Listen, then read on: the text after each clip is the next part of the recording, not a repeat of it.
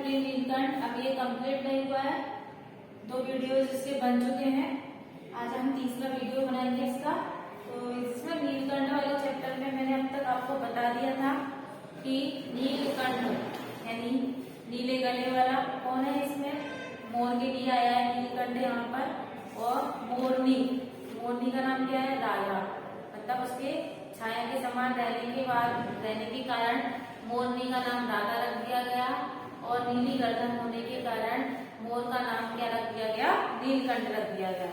अब आपको कल बताया था मैंने कि जालीगर में सांप घुस जाता है तो नीलकंठ किस प्रकार से उस खरगोश की सांप से जान बच जाता है। उसके बाद में क्या होता है, आगे हम इस चैप्टर में पढ़ेंगे।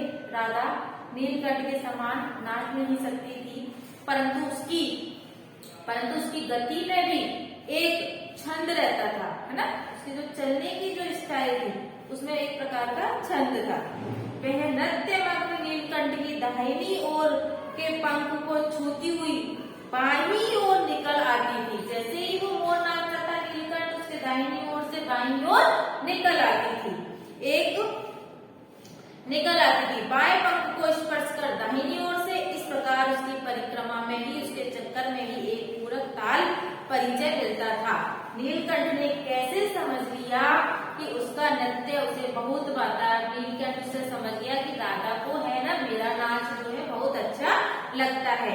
यह तो नहीं बताया जा सकता, परंतु एक दिन मेरे जाली घर के पास पहुंचते ही झूले से उतरकर नीचे आ गया। कौन? जब लेखिका जालीगर के पास गई, जो नीलकंठ था वो जो झूले पर बैठा हुआ था उसको महादेवी वर्मा को देख करके नीचे आ गया।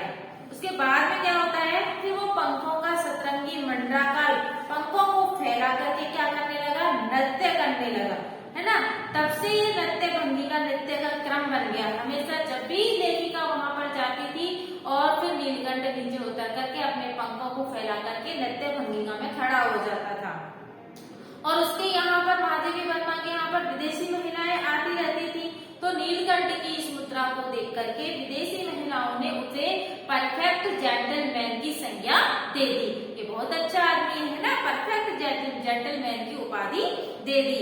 जिस नुकेली पैनी चोंच से वह भयंकर विषधर को खंडकर कर सकता है, मतलब सांप को मार सकता है, उसी से मेरी हथेली पर रखे हुए भुने चने ऐसी कोमलता से होले होले उठाकर खाता था कि वो हंसी भी आती थी। महादेवी वर्मा जो है हाथ में चने रख करके उस मोर को खिलाती थी, तो वह अपनी नुकीली चोंच से उठा करके उन चनों के दानों को खाता था, तो महादेवी वर्मा को हंसी आती थी। फलों के वृक्ष से अधिक उसे पुष्पित और पल्लवित वृक्ष अच्छे लगते थे। फलों के वृक्ष अच्छे नहीं लगते थे उसे, मतलब कम पसंद थे, लेकिन खिले हुए फूल और पेड़ उसे बहुत अच्छे लगते थे। बसंत में जब आम के पेड़ों पर मंजरियां आ जाती थी, अशोक नए पत्तों से ढक जाता था, तब जालीगर में इतना अस्थिर हो उठता था कि उसे बाहर छोड़ देना पड़ता था। उसे जालीगर अच्छा नहीं लगता था। जब क्या होता था, बसंत ऋतु आती थी, उसे सबसे प्रिय ऋतु कौन सी थी, बसंत ऋतु। जब बसंत ऋतु आती थी पेड़ों पर मंजरियां आने लग जाती थी, आम के पेड़ों पर मंजरियां आने लग जाती थी, तो वो जालीगर में नहीं रहता था, उनकी बाहर ही रहता था। नीलकंठ और राधा की सबसे प्रिय ऋतु कौन सी थी, वर्षा ऋतु थी। कौन सी थी, वर्षा ऋतु थी। मेघों के उमड़ आने से पहले ही वे हवा में इतनी सहज आहट पा लेते, हवा जैसे ही चलती उनको पता चल जाता कि बारिश होने वाली है, तब उनकी मंद कहका यानी आवाज जो है गूंज गूंज करके तेज होती चली जाती। बूंदों के उतरने के लिए सोपान पंक्ति बनने लगती। मेघ के गर्जन के ताल से उनके तन में नृत्य का आरंभ होता। जैसे ही मेघ गर्जना करते, दोनों मोर मोरनी क्या करने लग जाते, नाचने लग जाते। बूंदों की झंझवाहट इतनी तीव्र होती जाती कि नीलकंठ के नृत्य का वेग उतना ही तेज होता जाता। जैसे जैसे बारिश तेज होती जाती, नीलकंठ उतना ही तेज नाचने लग जाता। एक दिन मुझे किसी कार्य से, अब क्या हुआ, अचानक दूसरा पार्ट चालू होता है। दूसरे पार्ट में जो है एक दूसरा रोल भी आएगा। तो जो लेखिका है वो हमेशा की तरह है, किसी कारण से नखास कोने से निकल रही थी, तो वही बड़े मियाँ आ जाते हैं। बड़े मियाँ की दुकान आती है, तो बड़े मियाँ उसे क्या करते हैं, लेते हैं। क्या करते हैं, लेखिका को रोक लेते हैं, कहते हैं इस बार किसी पिंजरे की ओर नहीं, और वो सोचती है कि मैं इस बार किसी पिंजरे की ओर नहीं देखूंगी, मैं अब किसी पक्षी को नहीं ले जाऊंगी। इस संकल्प करके बड़े मियाँ की विरल दाढ़ी और सफेद डोरे के कान से बंधी ऐनक को ध्यान केंद्र बनाया, पर बड़े मियाँ के पैरों के पास उसके मूंजे से बंधे दोनों पंजों की उंगलियां टूटकर इसे एकत्रित हो गई थी, वे खड़ी नहीं हो सकती। एक क्या था, बड़े मियाँ के पास में मोरनी आई थी, है ना, मोरनी आई थी, उसका पैर क्या था बेटा, टूटा हुआ था, है ना, कुब्जा थी, वो टूटा हुआ था। तो बड़े मियाँ कहते हैं कि इसे ले जाओ, एक चिड़ी माँ इसे दे गया है ना।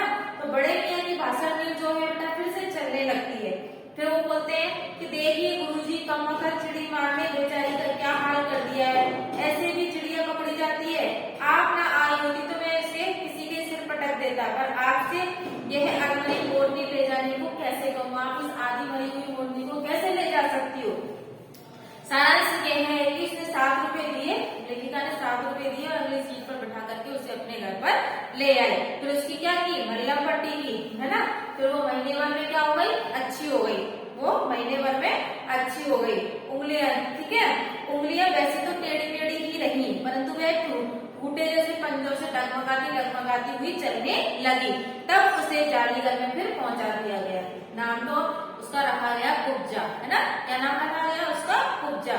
नाम के अनुरूप ही उसका स्वभाव भी था, कुब्जा जैसा उसका नाम था वैसे उसका स्वभाव भी था। अब नीलकंठ और राधा को साथ रहते, अब तक नीलकंठ राधा के साथ रहते थे, पर कुब्जा उन्हें साथ देखते उन्हें मारने दौड़ जाती थी, है ना। उसको पसंद नहीं था कुब्जा को कि राधा और नीलकंठ साथ साथ रहे। चोट से मार कर उसने राधा की कली को क्या कर दिया, नोच डाल दिया। फिर कठिनाई यह है कि नीलकंठ जो है उससे दूर भागता था, और नीलकंठ उसके पास आना नहीं चाहता था, कुब्जा के पास में, और वह उसके साथ रहना चाहती थी। न किसी जीव जंतु से उसकी मित्रता थी, और न वे किसी को नीलकंठ के समीप आने देती थी। उसी बीच राजा ने क्या दिए, 2 अंडे दिए। क्या दिए, अंडे दिए, जिनको वे पंखों में छिपा करके बैठी रहती थी। पता चलते ही कुब्जा ने क्या किया, चोंच मार करके उन अंडों राधा को ढकेल दिया और अंडों को फोड़ दिया बेटा। इस कलह कोलाहल से उससे भी अधिक राधा की दूरी से बेचारे नीलकंठ की प्रसन्नता का अंत हो गया। अब राधा तो दुखी रहने लगी और नीलकंठ भी दुखी रहने लगा। कई बार वह जालीगर से निकल भागा, कई बार वह जालीगर से भाग गया।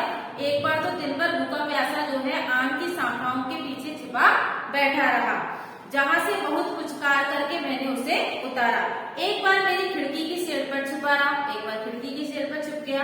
मैंने दाना देने जाने पर सदा की भांति पंखों को मंडलाकर बना करके खड़ा हो जाता था, पर उसकी चाल में वो थकावट थी, है ना, वो बेचारा परेशान रहता था। अपनी अनुभवहीनता के कारण ही मैंने आशा करती थी कि थोड़े दिन बाद सबसे मेल हो जाएगा। मैंने सोचा थोड़े दिन बाद का झगड़ा है, सही हो जाएगा। अंत में 3-4 महीने के बाद में एक दिन सवेरे जाकर देखा तो नीलकंठ जो है मूंछ फैला करके, है ना, धरती पर उसी प्रकार बैठा हुआ है जैसे खरगोश के पंखों को छिपा करके बैठता था। मेरे पुकारने पर, उसके ना उठने पर मुझे क्या हुआ, संदेह हुआ, है ना। मैंने सोचा भाई उठ क्यों नहीं रहा है, उठ ही नहीं रहा था। वास्तव में नीलकंठ क्या हो गया था, मर गया था। देखो, एक कुब्जा के आने के कारण राधा और नीलकंठ में लड़ाई हो गई, मतलब राधा और नीलकंठ में दूरी बन गई। राधा के बच्चों को कुब्जा ने मार दिया, कंडों को फोड़ दिया। नीलकंठ भी दुखी रहने लगा, राधा भी दुखी रहने लगी, और नीलकंठ ने एक दिन आकर के अपने प्राण ही गवा दिए। और राधा भी अब वो क्या रहने लगी, उसके गम में दुखी रहने लगी। क्यों का उत्तर तो अब तक मिल नहीं पाया, भाई क्यों मरा, कैसे मरा। ना कोई उसे बीमारी हुई थी, ना उसके रंग बिरंगे फूलों के स्तबक जैसे शरीर पर किसी प्रकार की चोट का भी चिन्ह नहीं था। मैं अपने शॉल में लपेटकर उसे कहाँ ले गई, संगम पर ले गई। जब गंगा की बीच धारा में मैंने उसे प्रभावित किया तब उसके पंखों की चंद्रिकाओं से प्रतिबिंबित होकर के गंगा का चौड़ा पाट एक विशाल मयूर के समान क्या हो गया, तरंगित हो गया। नीलकंठ के न रहने पर राधा भी अब घायल सी पड़ी रहने लगी, कोने में बैठी रहती थी। इससे वह कई बार भागकर लौट आया था।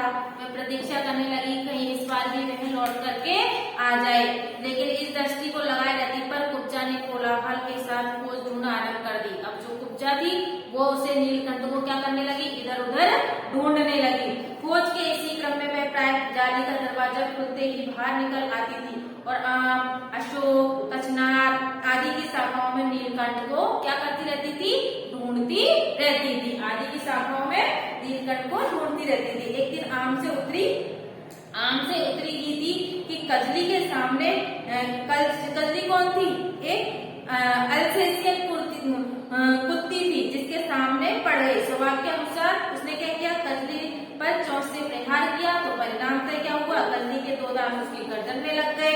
इस बार उसका कलह, कोलाहल और द्वेष भरा जीवन बचाया ना जा सका, परंतु इन 3 पक्षियों ने मुझे पक्षी प्रकृति की भिन्नता के बारे में बता दिया कि जिस प्रकार मनुष्य जो है अपने स्वभाव से भिन्न भिन्न होता है, उसी प्रकार जो पशु पक्षी होते हैं उनके स्वभाव में भी क्या पाई जाती है, भिन्नता पाई जाती है। राधा प्रतीक्षा में ही दुकेली है, अकेली पड़ गई। आषाढ़ में जब आकाश में मेघाच्छन्न हो जाता है, मेघ छा जाते हैं, तब वह कभी ऊंचे झूले पर, कभी अशोक की डाल पर अपनी कैका के मतलब आवाज की तीव्र करके नीलकंठ को क्या करती रहती है, पुकारती रहती है बेटा। तो ये चैप्टर जो है आपका कंप्लीट होता है। ठीक है बेटा, इससे संबंधित जो क्वेश्चन आंसर्स हैं, जो शब्दार्थ है, वो मैं आपको कल की वीडियो में कराऊंगी। Thank you.